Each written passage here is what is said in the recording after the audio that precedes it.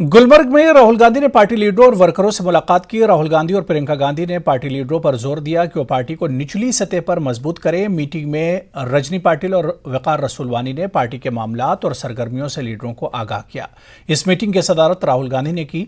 राहुल गांधी ने जम्मू कश्मीर में जमहूरी की अदम मौजूदगी में लोगों को दरपेश मुश्किलात पर शदीद तशवीश का इजहार किया और लोगों के हुकूक छीनने का हुकूमत पर इल्जाम लगाकर शदीद तनकीद की।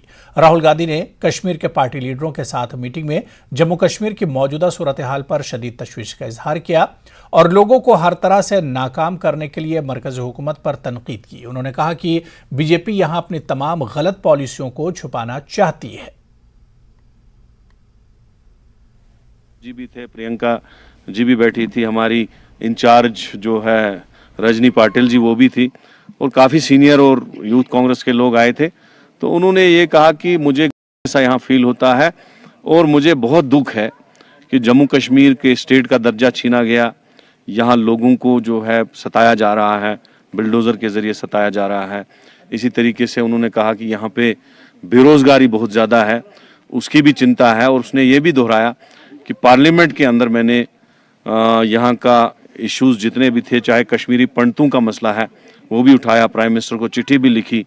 और अभी फ्रूट गवर का उन्होंने सुना कि फ्रूट गवर को बड़ा नुकसान हुआ, तो काफ़ी चीज़ों पे डिस्कस हुआ और थ्रेड बेयर डिस्कशन हुआ। और ये भी उन्होंने कहा कि मैं हर 2-3 महीने में अब कश्मीर आऊँगा, कि सरकारी बंगले में रहता हूँ वो मुझे घर नहीं लगता है, लेकिन जम्मू कश्मीर आता हूँ यहाँ घर जैसा मुझे फील होता है। कि इस वक्त जम्मू कश्मीर बड़ी परेशानियों से गुजर रहा है।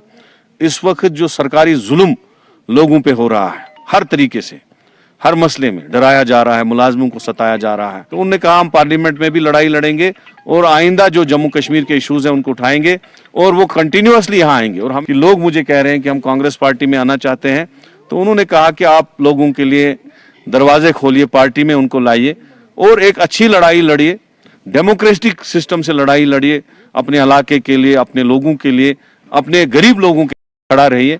ये उन्होंने आज मीटिंग में हिदायत दी। मुझे लगता है आने वाले दिनों में उसकी नसीहत पे हम आगे चलेंगे।